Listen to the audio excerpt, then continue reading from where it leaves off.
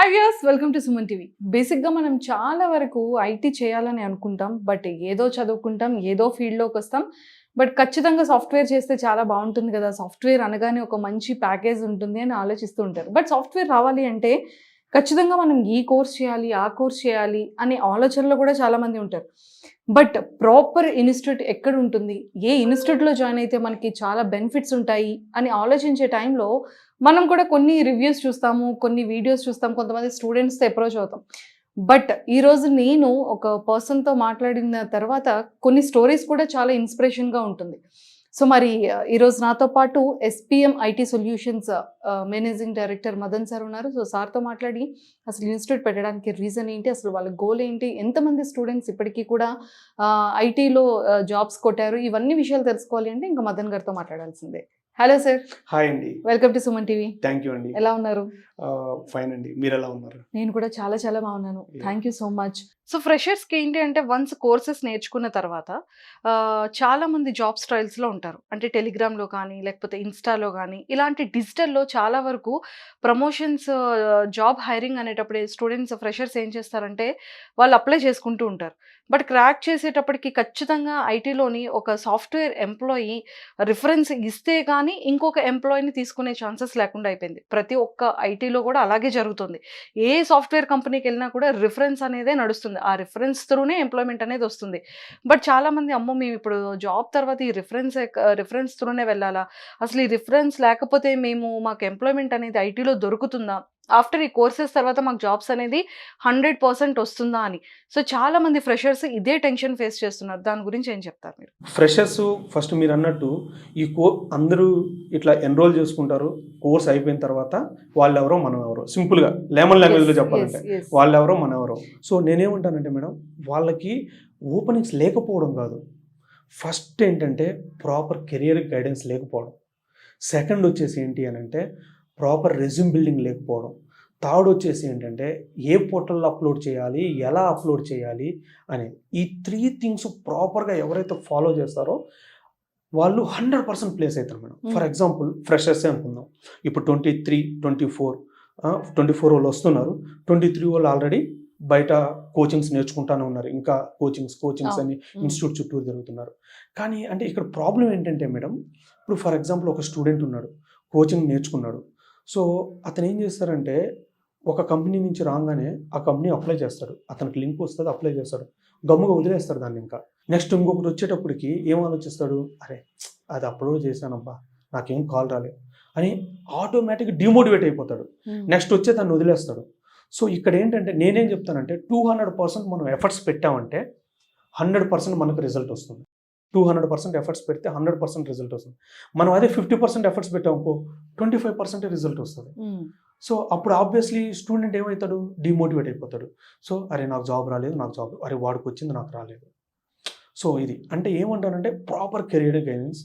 Next ఇంకోటి కూడా ఏంటంటే రెజ్యూమ్ ప్రాపర్ బిల్డ్ చేసుకోవాలి. వాళ్ళు పెట్టిన జేడీ ప్రకారం మనం కానీ రెజ్యూమ్ అప్లోడ్ చేసాం అనుకో డెఫినెట్లీ మనం షార్ట్ లిస్ట్ అవుతాం. సో అట్లీస్ట్ ఇప్పుడు 10 ఇంటర్వ్యూస్ ఫేస్ చేసాం అనుకో మేడం, మనం అట్లీస్ట్ 3 to 4 ఆఫర్స్ వస్తాయి.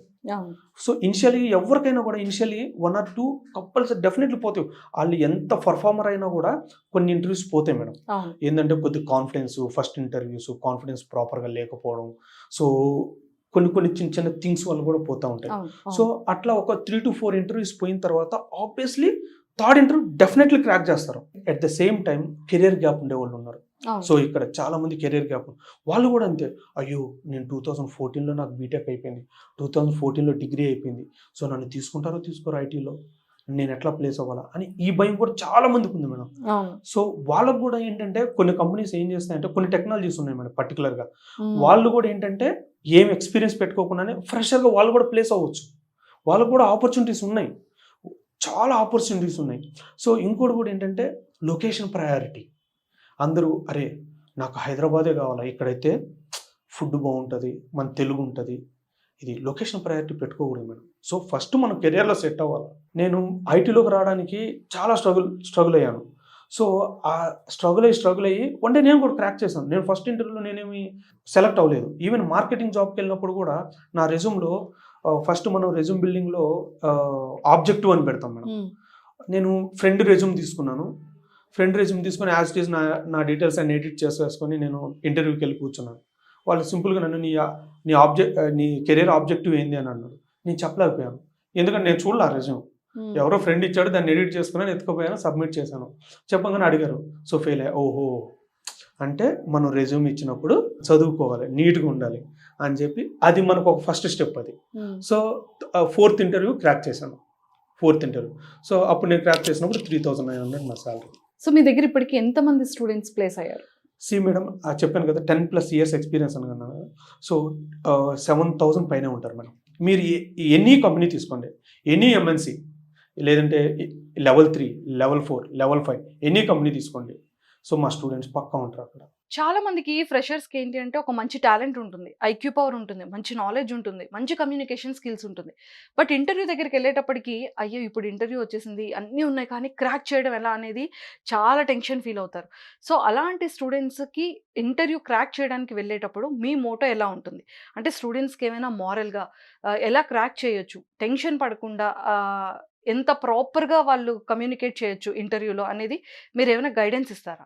100% మేడం. అందుకని మనం ఏం చేస్తామంటే మాక్ ఇంటర్వ్యూ సెక్షన్స్ పెడతాం.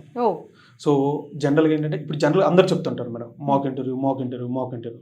సో అది చెప్పే విధానం వేరు, రియల్గా ప్రాక్టీస్ చేయించే విధానం వేరు, చాలా డిఫరెంట్ ఉంటుంది.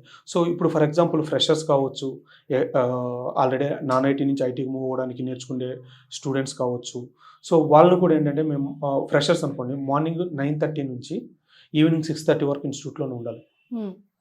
So first 1.5 hour course training ఇస్తాం, తర్వాత 1.5 hour ఇంటర్వ్యూ ప్రాక్టీస్ చేపిస్తాం, తర్వాత మాక్ ఇంటర్వ్యూస్ ఉంటాయి. సో ఇట్లా ఏంటంటే స్టెప్ బై స్టెప్ వాళ్ళకి ఈ ఫ్రెషర్కి ఏదైతే కావాలో ఆ స్టఫ్ మొత్తం ఇన్స్టిట్యూట్ నుంచి 100% ప్రొవైడ్ చేస్తాం. ఈ కోర్స్ డ్యూరేషన్ ఎన్ని మంత్స్ ఉంటుంది? అంటే మేడం, అంటే ఒక్కొక్క టెక్నాలజీకి ఒక్కొక్కలా ఉంటుంది మేడం. ఫర్ ఎగ్జాంపుల్ ఇందాక మిడిల్ వేర్ గురించి ఎగ్జాంపుల్ డెల్ భూమి తీసుకున్నాం మేడం. సో ఇప్పుడు అది భూమి అయింది.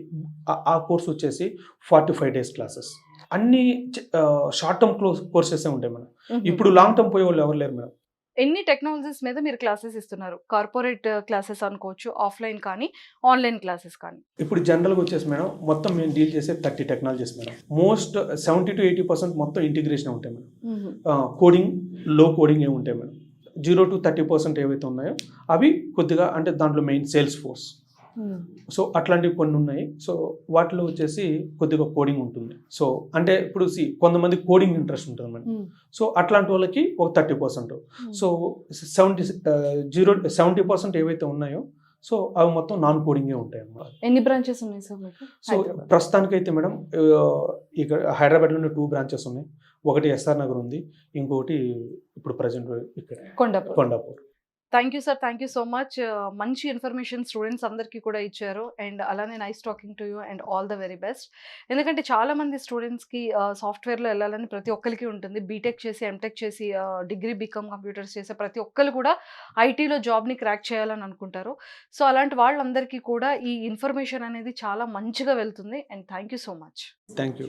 సో చూసారు కదా, ఎస్పీఎం సొల్యూషన్స్ వాళ్ళు ఎంత గుడ్ ఇన్ఫర్మేషన్ని ప్రొవైడ్ చేస్తున్నారు. అంటే ఆల్మోస్ట్ 30+ టెక్నాలజీస్ని వీళ్ళు లీడ్ చేస్తున్నారు. మీలో ఎవరైనా సరే ఐటీ కానీ, నాన్ ఐటీ కానీ, లేదు అంటే ఇయర్స్ గ్యాప్ వచ్చే ప్రతి ఒక్కరు కూడా ఐటీలోకి వెళ్ళాలనుకున్న ప్రతి ఒక్కరికి కూడా మంచి గోల్డెన్ ఆపర్చునిటీ అని చెప్పొచ్చు. సో మీలో ఎవరైనా సరే టెక్నికల్గా అంటే కోడింగ్ తక్కువగా ఉండి ఎక్కువగా సాఫ్ట్వేర్ సెక్టర్లో వెళ్ళాలనుకున్న ప్రతి ఒక్కరికి కూడా ఎస్పీఎం ఐటీ సొల్యూషన్స్ అనేది మంచి ఆపర్చునిటీగా యూజ్ అవుతుంది. అండ్ ఆల్మోస్ట్ 7,000+ స్టూడెంట్స్ ఫ్రెషర్స్ని కూడా ఐటీ సెక్టర్లోని వీళ్ళు ప్లేస్ చేయడం జరిగింది. అండ్ ఇక్కడ ఉన్న స్టాఫ్ కూడా 18+ ఎక్స్పీరియన్స్ ఉన్న మంచి స్టాఫ్ ట్రైనర్స్ కూడా ఉన్నారు. సో మీలో ఎవరైనా సరే ఎస్పీఎం ఐటీ సొల్యూషన్స్లో జాయిన్ అయ్యి మంచిగా ఐటీలో జాబ్ కొట్టాలనుకున్న ప్రతి ఒక్కరు కూడా కింద స్క్రోల్ అవుతున్న కాంటాక్ట్ నెంబర్కి ఇప్పుడే కాంటాక్ట్ అవ్వండి. Thank you.